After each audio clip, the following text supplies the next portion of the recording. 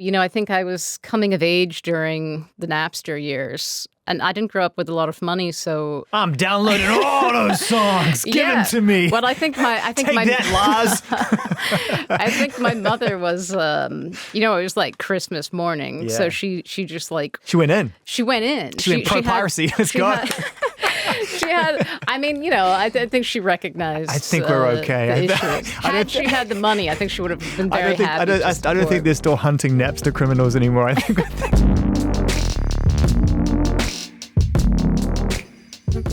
What an incredible body of work here in the Pictures. It's been out for a few months and you've got to play some wonderful shows and bring it to life and see how people are responding. And just getting straight into it, what surprised you about the reaction from the way people are either listening to it live or talking about it when they talk to you about it? Has anything caught you off guard about the way people have perceived the record in a good way?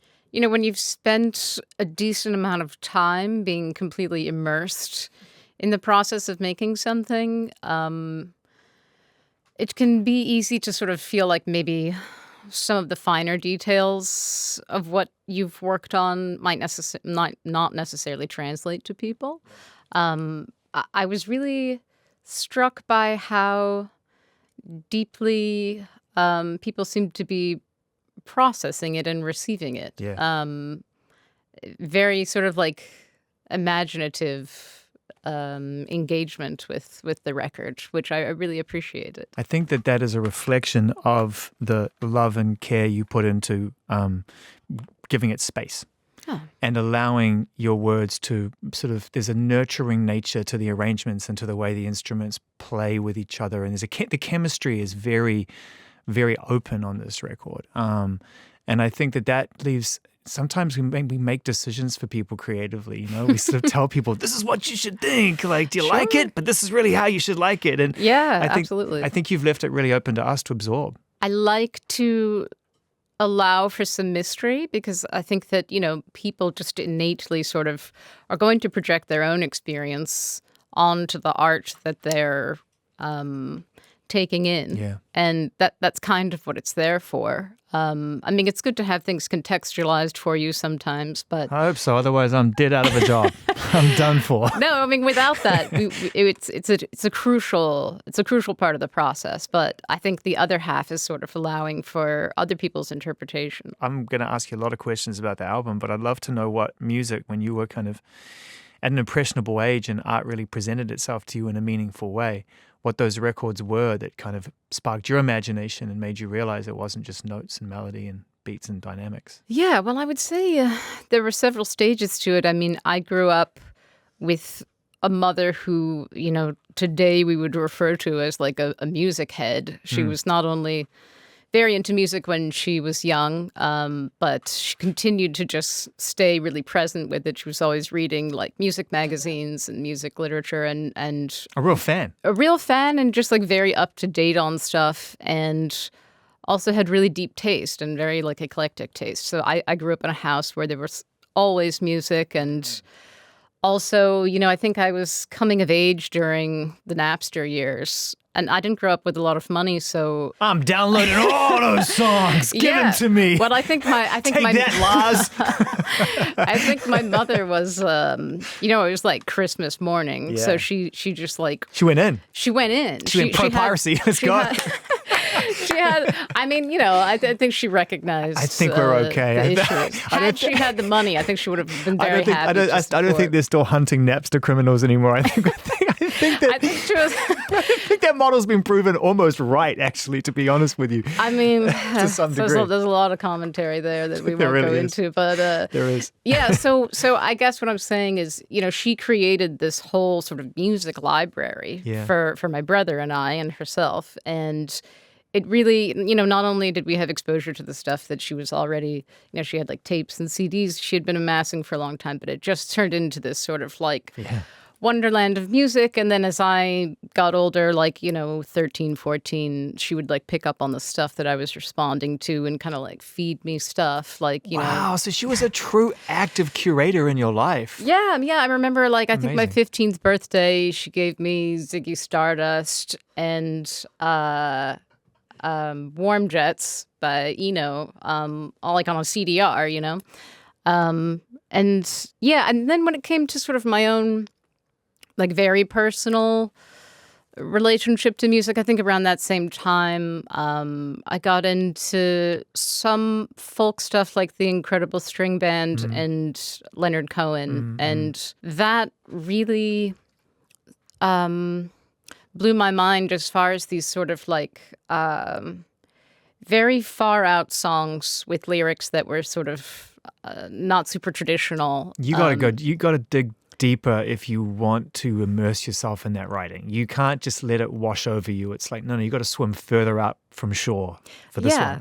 Yeah, and this sort of like very ethereal sound. Like, even though Leonard Cohen is someone who sort of like does have some traditional elements in the style that he plays guitar and sort of the balladeer kind of sound, it just sounded like it was from another world, and I was very intrigued by those sort of warm, dense sounds, and he was so like dignified, and I didn't know anything about him, but I was very curious about the person that he was. It was spooky to me as a kid listening to that kind of music, and my brother's room would sort of echo out, and I'd hear these songs, and I'd be like, what's wrong with my brother? Is he okay? Like, does he need a hug? Like, what's going on? Because I was just a kid trying to figure out my way, and he was diving into that world, and it is ethereal, and it does feel like there's no playing of the game going on there. It's like, if you want to come play with me, that's cool, but I ain't coming over here. I'm bringing my ball over here to you. It's like, I'm in Leonard Cohen world. Yeah, and I think I liked that sort of like the weight of that and the darkness there. It was very intriguing to me. I can hear the way that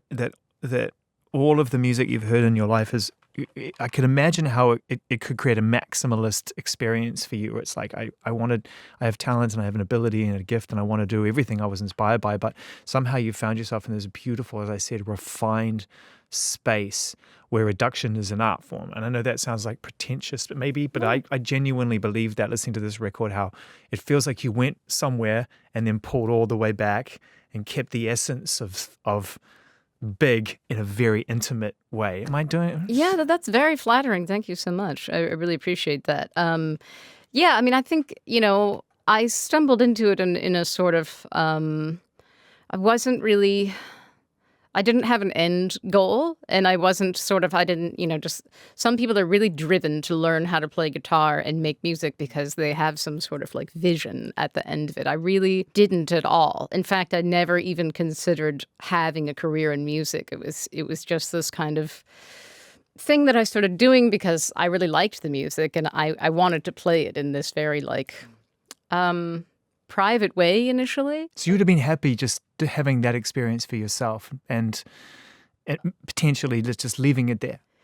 I think maybe there was some beauty to the fact that I didn't ever see anything happening for myself, because it allowed it to sort of grow in this very sort of organic way, where I wasn't sort of like, well, what should I be and what should I sound like and what sort of things should I learn in order to sort of attain this goal?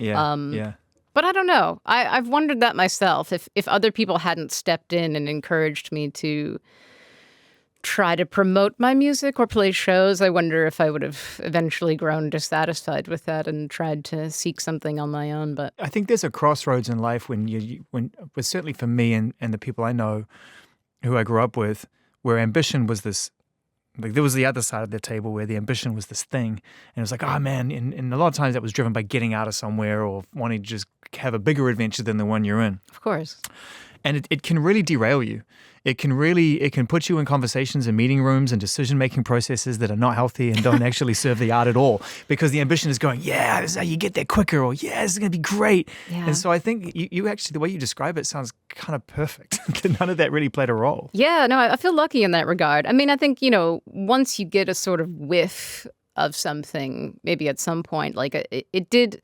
I'm not trying to say I'm without ego. I mean, after playing my first shows, when you get positive feedback and people tell you that you have something special, that's very addictive. Yeah. And it gives you a sense of self-worth and a sense of purpose also.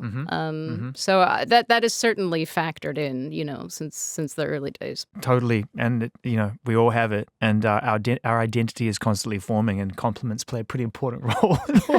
Yeah, you gotta have that. Sorry to embarrass you with this, but it is stop hearing your tracks music. It is the kind of music that when someone puts it on, everything else you should or feel like you want or could be doing doesn't really matter for a few minutes, which is kind of, we need more of that in our life, I think. We need a little more music and art that takes us away from the other things that are dragging us in. Sure. There's a lot more drag now than I feel even when I was a kid, Yeah, I know what you mean. I feel that too. Does any of that play a role in why you make it feel the way that it does? I'm sure it comes from a personal place and you're searching for something when you find it, But even at the end of it, do you feel like, I feel really grateful that I've created something that may actually slow things down? Yeah, I think for me, it's all about atmosphere, and sort of even going back to what we were saying about like Leonard Cohen.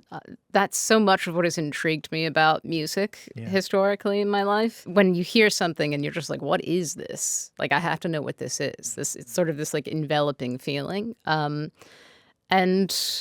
yeah, it's not always the easiest thing to do, but I think even the way you write a song or the way you sing, and then especially with production stuff.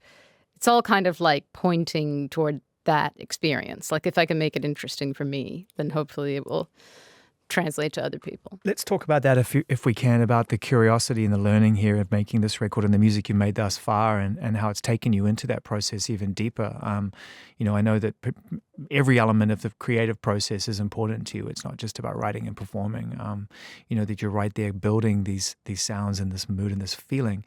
So how sort of wild of a horse was this to wrestle this album? It's a good question, and it's sort of difficult to answer. I felt like it was a lot of hard work in a fairly condensed period of time. I tend to sort of just go over and over and over things until they feel like they've been sort of beaten into the shape that I want them to be. Which is so funny because instinct normally plays a role in music like this, right? It's like if you're painting on a canvas, what you're saying is you would do multiple textures and layers until you found what you need. But when you listen to this, in my head, as a layman listener of this music and not someone who's necessarily in the process, I would imagine that you're searching for things that present themselves very quickly. Yeah. Does that make sense? Yeah, I think it does make sense. And I think, honestly, some of the difficulty was sort of like, say you were an actor working on some lines and they're being recorded and maybe like the third one was perfect. And it's like, okay, do that exact thing again. Yeah. And like you can't, it's very difficult to recapture that experience. So I think a lot of my songwriting is sort of like that innate expression that's raw. I mean, of course I refine it somewhat, but that's probably the rawest part of it. And then it's sort of like taking that kernel and trying to present it and record it and produce it in a way that maintains that sort of aura.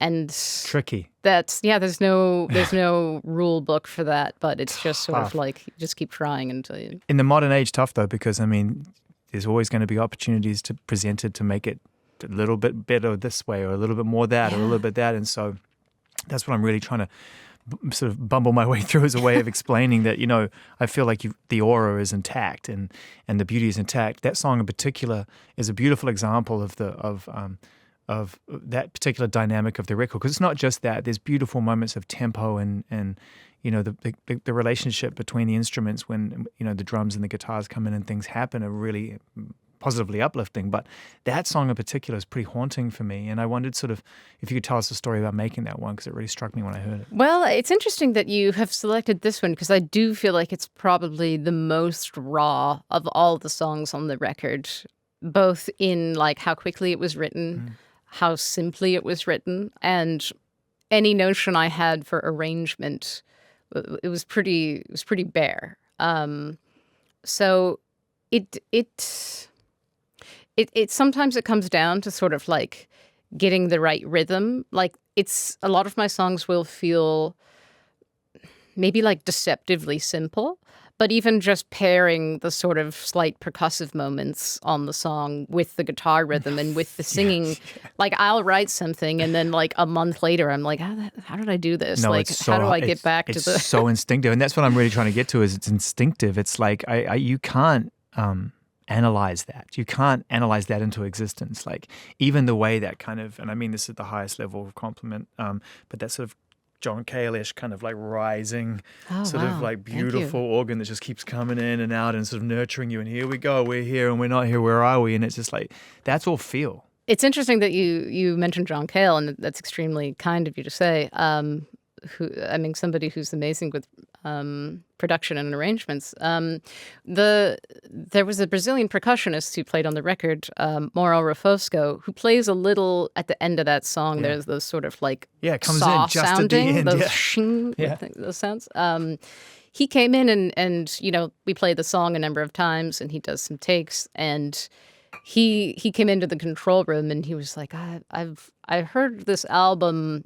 Marble Index by Nico, which John Cale, of course, like he did the arrangements for that record. Like Nico, she recorded the songs in a very raw way, and he came in and just sort of like filled it in, and it's one of my favorite records of all time. So I feel like there's maybe like a bit of influence on that particular song. So, good call out. Beautiful. I mean, very, very tastefully done, and I mean, what Cale is so brilliant at is allowing tone and reverb and things to act as instruments and not just as support pieces. Often people put these things on the instrument to create a glue, but no, that is the instrument. Yeah, totally. And I mean, I remember listening to the Velvet Underground when I was very young and sort of like getting really obsessed with those non-musical sounds. Whether it be like feedback or some sort of like clashing percussive thing or just like a weird like hum, all of that stuff was so interesting and memorable. There's a recent interview with John Cale, I think, that came out. I hope it's relatively recent. I can't remember what the magazine was, but my friend and I were reading it literally 3 days ago. Seth, we were reading it literally 3 days ago, and they were asking him like, so what are you into now musically? Like, what inspires you musically? You've done so much throughout your life, and he's like, I'm just into rap. Like. Wow, I just listened to nothing but hip hop. And they were like, okay, can you give us some examples? And he rattled off the most dialed in hip hop playlist. Like he was like, I'm listening to this and this and this. And it's just like, that's man, so cool. I mean, this guy could literally chop it up with my teenage kids for like an hour with this playlist. Like, and I'm not saying I should be surprised. I mean, who cares? Like who gives a shit? He's John Cale, he's timeless. Yeah. But it just was cool that he's looking for things still. Yeah. Even though we're talking about how great he is at making Nico records and these Velvet Underground moments, he's long gone. Like he's somewhere else altogether. Yeah, and I mean, I think it can be actually quite difficult. I mean, I'm not speaking from experience, but I guess more observational.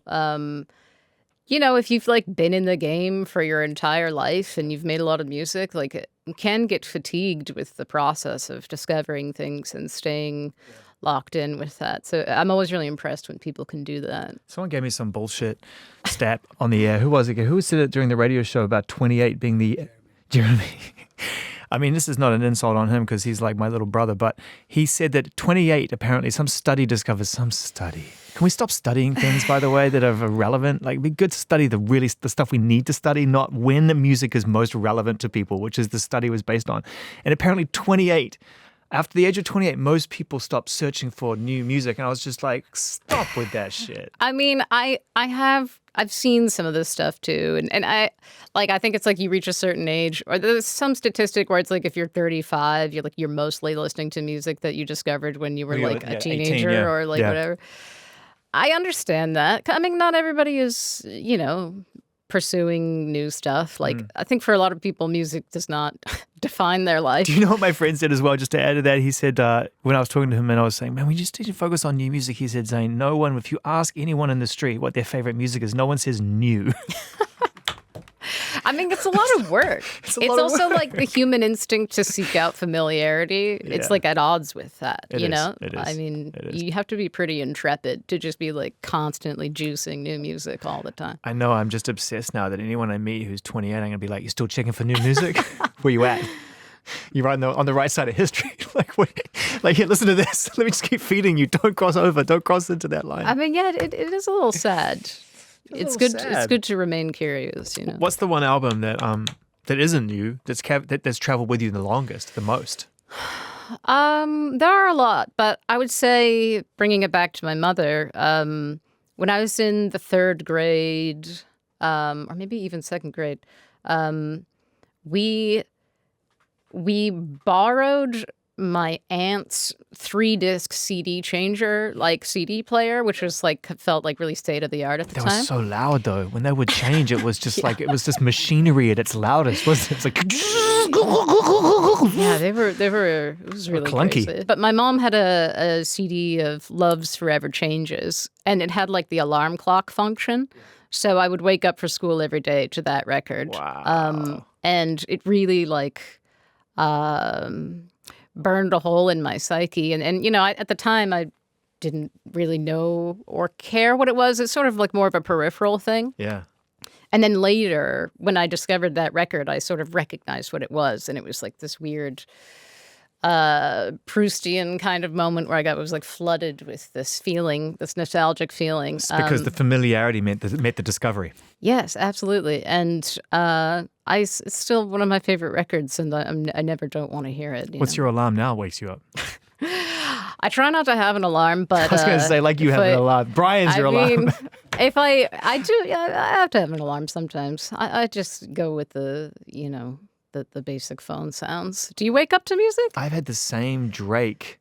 Wow. I've had the same Drake and Lil Wayne song for Do you years hate the now. song now, though? I'm still here for it, weirdly. Okay, but it's been like 5 years. That's very impressive. Jessica Pratt, Here in the Pictures, the name of the album, the last year. Did you always know that was going to tail end the record? That was going to be the sweet goodbye? It was one of the last songs that I wrote for the record. So it kind of slotted Sounds in. like relief. It sounds like the end to me. Yeah. It feels like the credits rolling, so it felt natural. Definitely. Listen, the whole album is so lovingly put together. It begins beautifully and ends perfectly. Thank you. I really, really encourage everybody to listen to this album and just let it do what it's supposed to do, which is kind of take your attention and put it in the right place for, what is it, like 30-odd minutes? 30 minutes and some change? We can say that. Yeah, about that. How do you get the guitar sounding so good? I said I'd ask you, and I'm going to ask you on the air for any budding musicians who are struggling to make an acoustic guitar sound like you hear it when you play it, and then somehow when you record it, it sounds completely different. It's a torturous experience, honestly. It really is. I mean, it's worthy of interview time. It's really difficult. I think that... Well, one, working with a genius engineer and co-producer who knows how to really manipulate sounds and understand what you're looking for. But two, one, playing a nylon string, like strumming it with your skin as opposed to the nail. It's a very soft sound. But I also was playing, let's see, maybe 8 years ago or so, I had a roommate who had this half-size child's guitar that her dad had given her, it's to learn guitar, it had little stickers on it for the and I just really liked the way it sounded. It's extremely warm and soft and gentle, and I just started writing all my songs on that little guitar. It's very malleable. And when I went to start recording this record, I flew to New York from LA. I just brought my regular nylon string guitar, which of course doesn't have the same sound. It just didn't even occur to me to try to bring this dinky little thing. So I actually was trying to figure out how to overnight the baby guitar to New York. Yeah. And I separation anxiety from this guitar. I had somebody in LA at FedEx ready to fucking drop down cash for this thing. But then my friend Rada actually was going to New York that night, so she brought it. She just booked 2 tickets. Yeah, so it's beautiful. I mean, what it is a $60 guitar that the strings probably haven't been changed in many years. Amazing. Yeah. I just started playing this old Martin, and it's very old, and it's not big. It's kind of medium size as well. And it's so funny, isn't it? When you pick up an instrument and you play it sometimes, it's like the music is waiting. It's just waiting to come out. It's just bottling it up because my wife keeps saying man, every time you pick that thing up, something comes out. Yeah. It's pretty incredible. I love the life of instruments, and where they go and how they travel. Yeah, some instruments are charmed, I think. I agree. or charmed for certain people. And it's hard to find that, you know? Yeah, no, I agree.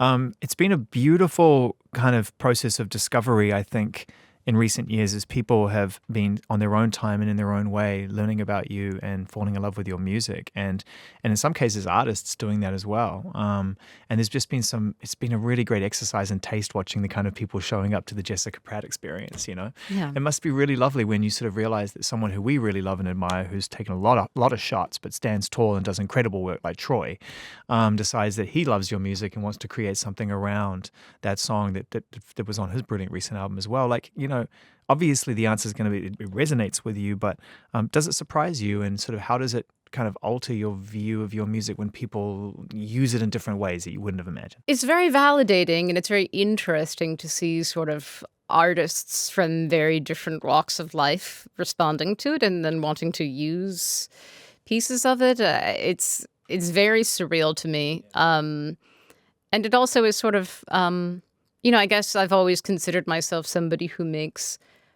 a certain kind of music that will, you know, in my imagination, maybe historically only appeal to a certain kind of person or exist within a certain genre or whatever. But then when you think about, you know, someone like Troye taking a song of mine and turning it into this entirely other thing. But being really faithful to it too, allowing it to introduce itself in an original way rather than kind of manipulating it at the outset. It's like they allow their music to adopt your music as opposed to the other way around. Yeah, no, absolutely. That's a good point. Very graceful and sensitive. So can you describe the feeling or the reaction when you heard that for the first time, when you got sent to you and you heard it? Did it put a smile on your face? It did. It also, I was touched by it. I mean, it's a pretty sad song, the original song. Sad album, really.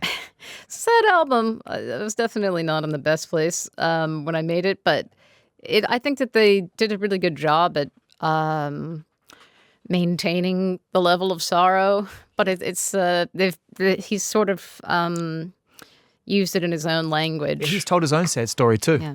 A little more. It's got a little more bite to it in the sense that it's like, I can't wait to not, you know, have you in my life anymore. I'm looking forward to that. That's an interesting line, but yeah, and I think he carries a certain weight too. You know, yeah, he does.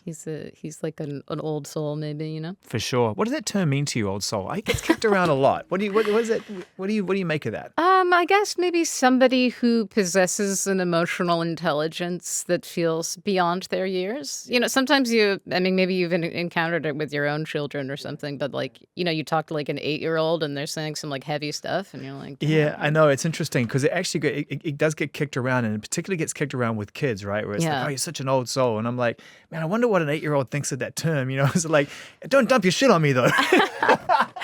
You're such an old soul. Sit down while I tell you how bad my marriage is. You know what I mean? I'm just going through a divorce. It's awful. But yeah, thanks for listening. It's like, I don't want that in my life. I wonder. I think kids who get branded as old soul, I mean, I can't speak for them all, but maybe it's validating because, you know, I feel like if you're sort of working in an advanced way as a kid, like you don't want to be patronized by people. Yeah, so there's some confidence. Sort of There's some confidence that comes from that term, I'd imagine, you know, so it gets applied in the right way.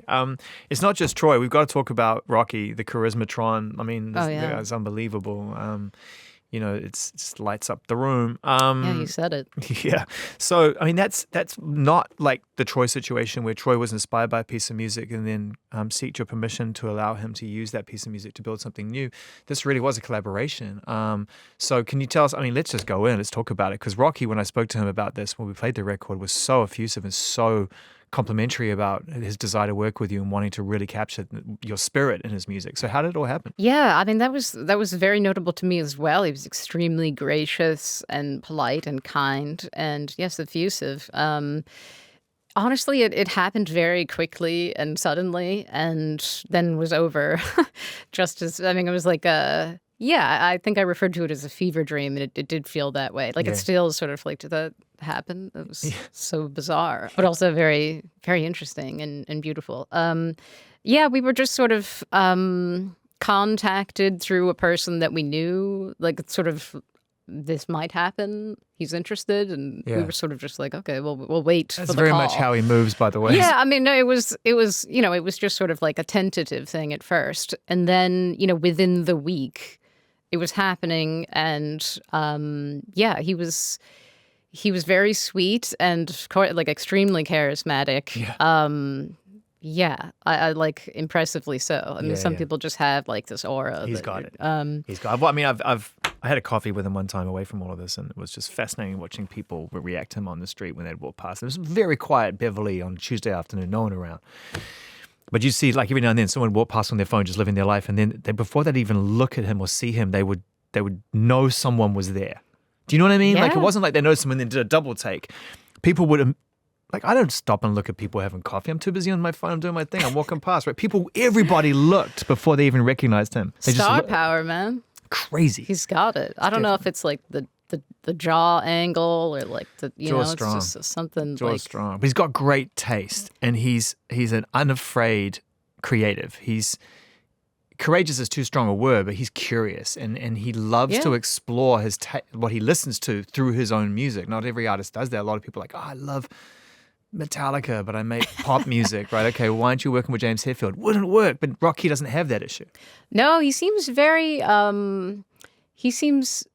curious and very free in the way that he explores sounds, and he very like no insecurity, that at least like on the surface, like he just is very open in a way that I think is very conducive to making interesting music. So how did it change you as an artist, even just that fever dream, as someone who, for the most part, kind of writes in a small enclosed space, allowing reverb to allow you to explore things and then trying to capture that aura, take it somewhere else, but always with a sense of intimacy, right? Like, you ain't got 50 people in the studio partying, right? It's like, let's get this music right. Yeah. And then, I'm not saying Rocky did, but then you're in a situation where you're kind of in a collaborative space. Right. Does that come naturally to you now that you've done it? I mean, it did. It was very easy with him. And I'm not sure if that's because he was just very good at facilitating things. He was very focused and encouraging. And there was no, if you're trying something out with someone you've never worked with, obviously we're coming from very different schools of music. Like, there is the potential that you might run into some awkwardness or like, this isn't really working. Maybe we can try this instead. There was none of that. It was just, as I said, it was kind of shocking. Like, it was just like everything fell into place immediately. There was no sort of like pivoting to other ideas. It just like unfurled. So it was very, I have to imagine that is not typical. Yeah, but it's beautiful how the music that you make, which is so personal to you, seems to be so adaptable to everybody else in ways and add this beautiful texture and this mood to whatever. We've just gone from a pretty up-tempo, sad pop song about the end of a relationship that only Troye Sivan could have pulled off, right? It's very much in his wheelhouse. And now we're going somewhere else altogether. And yet there you are present in it, not as a supporting character, but as a central figure. It's fucking awesome. Yeah, I mean, I'm very glad about it, The song is a stunner, HIGHJACK, A$AP Rocky back. And thank you, Jessica, for making that song even more special as a fan of it. Love it. That's very kind of you to say. So you worked in a record store?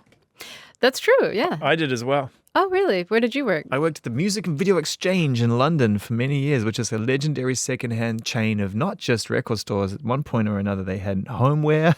Wow. I think they tried a bakery at one point, but that didn't go well because no one really wanted secondhand croissants. Yeah, it's not a good association. Can I trade in my lemon drizzle cake for that delicious-looking pan of chocolate? It didn't really land. But they tried a lot of stuff. Yeah. Electronics. Wow. But anyway, I got a job there. And it was brutal, but really fun. I learned an enormous amount about music. Why was it brutal? Why was it brutal? Because you get paid nothing. And yes. and half, I don't know how they do it now, but back in the day, they used to pay you, and half of it was in vouchers because they knew you were a music addict. So they would just pay you like half a wage, and then they'd be like, here's the rest of it in vouchers, come back and spend it. It's like, okay, cool. And we'd do that. And so I spent the first 6 months really in the basement selling 10 pence records, CDs, tapes, comics, anything like that.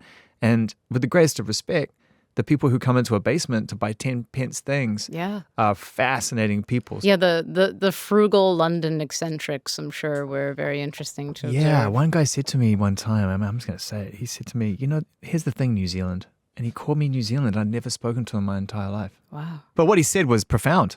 It was very profound. He gave me a beautiful little tidbit of life advice, completely unsolicited, and then left. I never saw him again. Wow, it's cool that you got to meet your spirit guide. Kind of was. But very brief. It's very brief. Well, I only worked at a record store in LA, actually, at Amoeba. I did spend a lot of time in record stores in San Francisco. One of my first roommates worked at this place on Haight Street, and we just spent all of our time in there, all of our free time. Yeah. But you worked at Amoeba, the original Amoeba. I did. It was great. I mean, I worked there for less than a year. But I had, it was similar in some ways to what you describe. I have a friend that worked at a record store that will remain nameless, who said, I never felt as broke as I did when I worked at this record store, even when I was unemployed. Yeah. Like, there's something about, like, it really feels like you're, like, working for pennies. It is. But somehow it's kind of rewarding as well. When I left, even though when I left, I got a job and it was the start of this whole thing.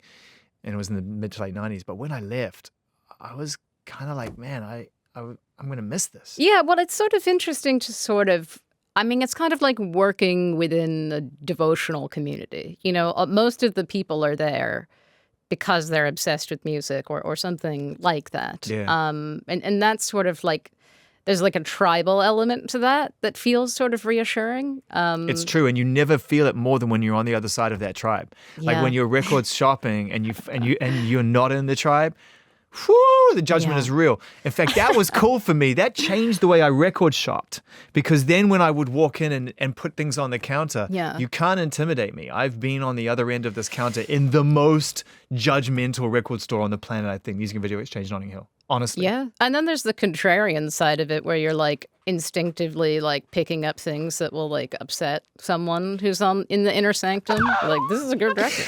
I used to do that. I used to do that on purpose just with the people I worked with, because you can imagine the kind of crowd that were working at this thing, right? Yeah. Every now and then there'd be down a person, so I'd come up from the basement and work the counter. Yeah. They'd be trying me out on the counter. Yeah. The rule is you get to pick the record if it's your turn. Everyone gets, it's a rotation, and you cannot do 2 records in a row, right? It's album. Everyone gets to pick. Yeah. So it'd be like, over here, some geezer would have like some like unreleased like krautrock, never heard before B-side collection of like demos that existed. There's only, just lost power in here. Oh, but no. I think people can still hear us, which is good. Okay, wow. Oh, it's in the dark. It's got moody. But yeah. When you invoke the name of Can, the krautrock is real. The krautrock is real. I feel like I have to drop a horn on that. Thank you. The album is so beautiful. It's called Here in the Pitch. Jessica Pratt, I can't wait for the next one. I'm not going to put any pressure on you as to when or how that will happen, but I really hope it does. Yeah, I'm excited. And I'm now going to play, as they figure out the lighting situation, one of my other favorite songs on this called Get Your Head Out. Any words about this before I play it? I think it's one of my favorite songs on the record. I love it. Okay, Jessica. Good luck on the road. Safe travels. Thank you very much.